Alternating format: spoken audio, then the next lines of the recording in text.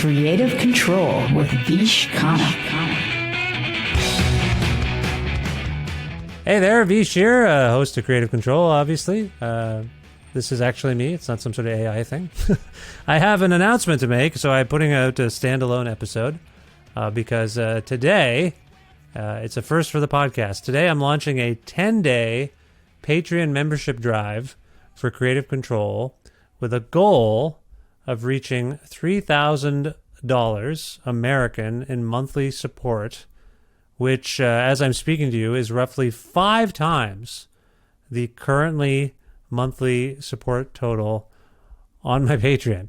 So, ambitious to get to 3,000? Yes. Impossible? Well, I hope not, and I don't know. That's what I want to do. I have faith in my people. I'm going to put this out there, and we're going to see what happens, and I'll explain what's going on. So here's what's happening. I mean, actually, you know what? Before I even tell you what's happening, let's just look at the math here. How do we get to 3,000 from where we're at? So really, as it stands, what I'm hoping to do is convince roughly 236 people who love Creative Control to commit to an annual membership on the Patreon that amounts to $10 US a month. Oh, and by the way, from now on, if I talk about a dollar amount because I'm using Patreon, I'm just assuming, I know I'm in Canada, you know I'm in Canada. Let's just assume I'm talking about an American dollar amount, okay? So 236 people roughly as I'm speaking to you at $10 a month. Annual subscriptions is what the goal is. Now, 236 people is a really small amount compared to the number of times this show is downloaded and accessed each month. And assuming that it is mostly being listened to by actual people, reaching this goal of 236 $10 a month annual subscribers must be possible, right? I think it is. I want to find out. So to incentivize you and your friends to support this show financially, thanks to some of the wonderful labels and people that I know who have released some of my favorite records over the years, I have prize packs to give away during this campaign. So I plan to do random drawings of prize packs for my supporters every time we reach a target in sort of $500 increments. So if, actually, you know what? Let's say when. Let's not say if. Let's say when we reach a threshold like $1,000 a month, $1,000 of support a month, or $1,500 a month, or $2,000 a month, etc. Every time we hit one of those targets, I'm going to do a random draw, and I will give away these prize packs among my active Patreon donors until we get to that $3,000 goal a month. So these prize packs have been provided to me by the likes of You've Changed Records, Merge Records, Drag City Records, Rhino Records, Constellation Records, and Beggars Group, which is a label and distribution hub. They oversee Matador Records and 4AD and Rough Trade and a bunch of other cool things. And in that particular case, just so I know I didn't say what all the other records were, but I will tell you that based on what I understand, for Beggars Group, the prize pack will include records by Yo La Tengo, Kurt Vile, The Breeders, Fucked Up, and Mdou Moctar. And if you know the show, you'll know those are all recent or past guests on this show, so that makes sense. So that's the deal. Random draws for prize packs every time we hit a threshold in the $500 incremental mode there. If you win a prize pack, you will have the option to pick your preferred physical media format where such options exist. If one of these companies says, oh, we only make vinyl or we only make CDs, I hope you'll understand. Most of them, I think, make at least those two formats, but when you win, I will reach out to you and we'll figure out what you want and how to get it to you, okay? Oh, also, special thanks to author and music writer Mark Masters, who was on the show recently. He's contributing copies of his wonderful new book, High Bias, The Distorted History of the Cassette Tape, as soon as they're back in stock. His book is doing very well, which is awesome. As I mentioned or alluded to, Mark and I had a really great talk this year about the book. I love it. So in those 5 prize packs that I mentioned, all goes well, you'll also get a copy of High Bias, The Distorted History of the Cassette Tape. So thanks again to Mark Masters, who's been very lovely and supportive of me and this show. Okay, so who's eligible for these draws? I don't think I really clarified this. Here's what's going to happen. All Patreon supporters at the $6 level or higher will be entered into these random draws. New $10 a month donors during this 10-day campaign, which I should clarify, December 4th, I know some of you on the Patreon are hearing this maybe on December 3rd. December 4th to December 14th is what I'm thinking. And so new $10 a month donors during that 10-day span will receive 2 draw entries for their new pledge. So you become a $10 a month donor, you get not just one entry into these draws, you get 2. Your name will be entered in twice. Now, new annual $10 a month donors during this 10-day campaign will actually receive 4 draw entries. So if you sign up for a full year of supporting this show at that $10 a month marker, as opposed to, doing $10 1 month at a time, you have the option to do a full year's worth or 1 month at a time. If you do a $10 a month annual support thing, you will receive 4 entries for each of the random draws. So some incentive, I hope, to become an annual donor as opposed to just a monthly one. Everything's appreciated. Don't get me wrong. I'm just trying to incentivize people to support the show in the most reliable way for me possible. Now, you can only win 1 prize each. If you've won a prize, you won't be entered into another draw. I hope that's understood. Every time we hit a milestone, like I mentioned, those $500 milestone things, I'll make all of the draw announcements via my and my show's social media accounts, specifically Twitter, Facebook, Threads, and Blue Sky, maybe a little bit of Instagram too, I guess. We'll see what happens. I will also do, and I think you know where to follow me, but there'll be a Linktree thing if you want to follow me to keep tabs on your preferred social media thing. My plan is also to do some random prize giveaways on social media throughout the campaign to reward new annual $10 a month members.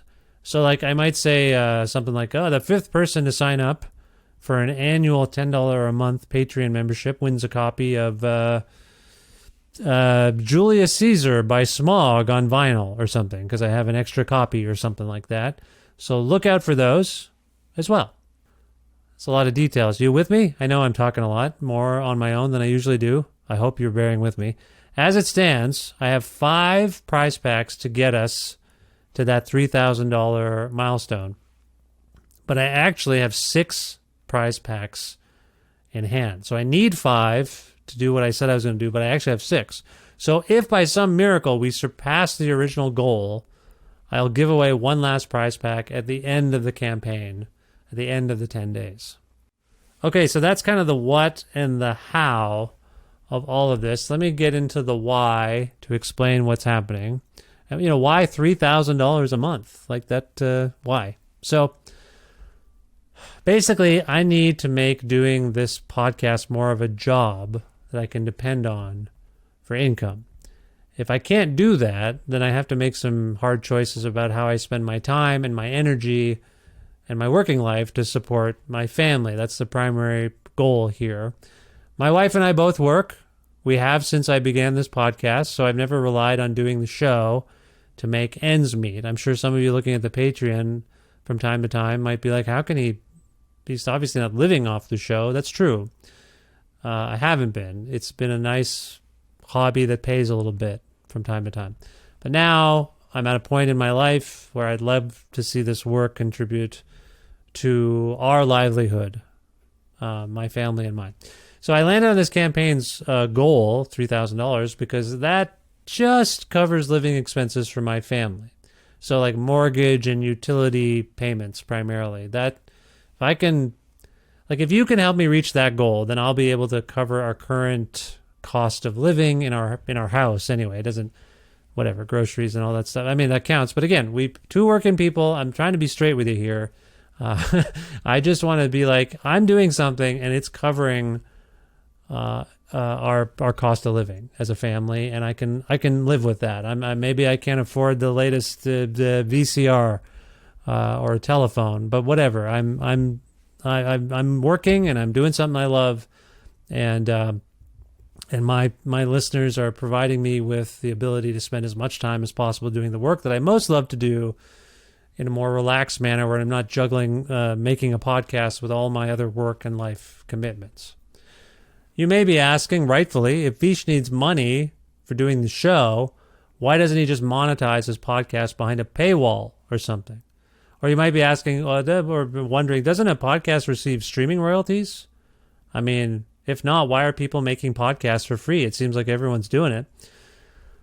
Okay, so first of all, there are no streaming royalties for podcasts like there are for music. You've heard musicians say, I'm barely making a living off that. So I think it's a non-starter, but just to be clear, there is no streaming royalties for podcast makers. We make the shows, we put them on all the things, they take them, they make money somehow from audience shares and whatnot, but we don't get a thing. Unless you're on a level where like those companies offer you some sort of special contract to do your show, the primary source of income for podcasting that I'm aware of is crowdfunding, like Patreon. My own reasons for doing this show for 10 years now without any kind of real business model, they're likely obvious to those of you who know the show and have heard me talk to people. This podcast and these conversations fulfill some desire of mine to share knowledge and insights, to share conversations that I get to have with creative people, with you, about those artists, those guests, and their recent works. I love doing it. I love to spread awareness about them, and then also foster some sort of community among people like you who care about consuming such things and also making them. I know that my audience is full of musicians and artists and comedians and people who make things, and also people who, like I say, just want to sort of enjoy those things as well, and I appreciate that. This is the work that I most love to do, and it's the work. I've worked very hard at it.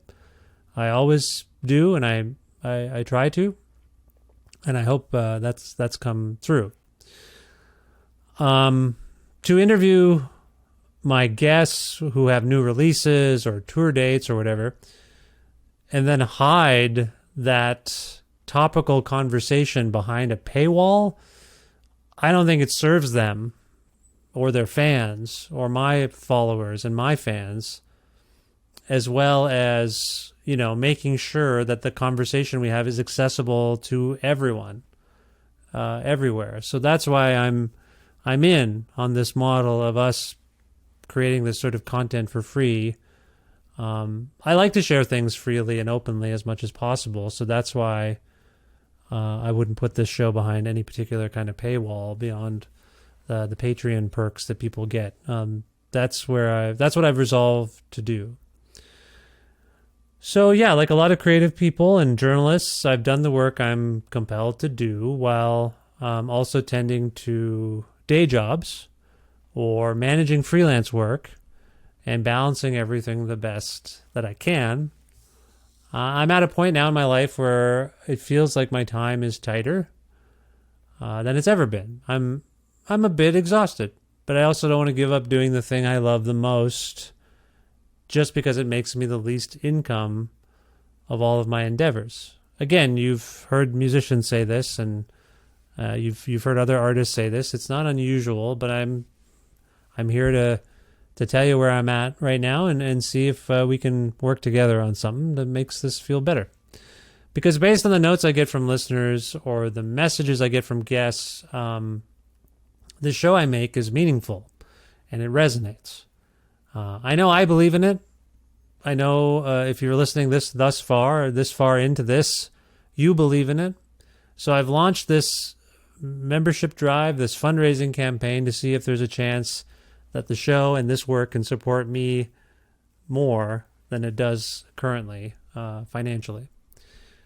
Could I do the show less than I do? Now, I've tried this over the years, and the answer seems to be no. I prefer to do it weekly and support people with their projects or events when they're fresh, and I'd rather put episodes out consistently if I have the time. And that has meant long days, evenings, weekends to catch up on this show and get it out there. I just want to be clear, I'm not complaining. I've done this to myself, but I also look at the rest of my days and I think, man, if I could only be doing this at noon instead of midnight, I would probably be in a healthier state of mind. You know what I'm saying? So please keep this in mind. I hope this doesn't come across as complaining. I'm just sharing my reality with you. So yeah, I'd rather just keep the show going if I have time. Now, speaking of time, of late, I have noticed more of a difference in the quality of the interviews, conversations I have. When I'm not squeezed for time, I can hear myself sounding more focused and at ease, and concentrating on the interview itself. And I want to feel those feelings every time, but it can be harder to achieve that when I'm squeezing a conversation into my during my lunch hour, when, by the way, I should probably be eating. When I'm trying to shoehorn these conversations in during my work day or late at night when I should likely be sleeping. So, yeah, I've launched a fundraising and membership drive to see if I can make a dream of making this show my sole focus every day while still, tending to the responsibilities I have as an adult and as a parent. So if I can't do this show in a way that brings in income to sustain the work, I obviously have to make some decisions, some of which I'd rather avoid even having to think about. I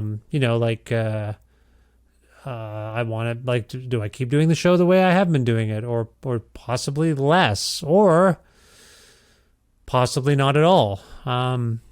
I'm not going to predict what's going to happen after this campaign or make any promises or threats right now. I think that's foolish, and I am optimistic about this. I am optimistic that people care about this show. Whether they care enough to support it financially, it hasn't been the case, but I don't think I've ever made a plea like this before, and I'm going to see what happens. So after the dust settles on this campaign, after 10 days, so around December 14th, 2023, did I say that right? I think I did. After everything's done, I don't want to sound melodramatic, I will listen to what the world is telling me about creative control and the work that I do, and then I'll make the best decision I can to support my wife and kids and my own attention span and energy levels and the joy I want in my life. I think I know I want to do this show, but like I say, if the world tells me it's not important enough or something for me to spend as much time as I have been on it, then I will try to listen and not just keep doing something that takes a lot of time and energy. And as much as it's a passion of mine, it's also a lot of work. And so that's where I'm coming from. So yes, in conclusion, this is basically a speech. Please support Creative Control during this Patreon membership campaign, this membership drive. I can't thank you enough if you already support the show financially. I will thank you a lot if you start to. And I hope you'll share this with others who know the show and like the show and just haven't had a chance to support it. And I hope this goes well, obviously. And that's it. Thank you so much for listening to this and for supporting this show over 10 years. I will talk to you very soon. Bye for now.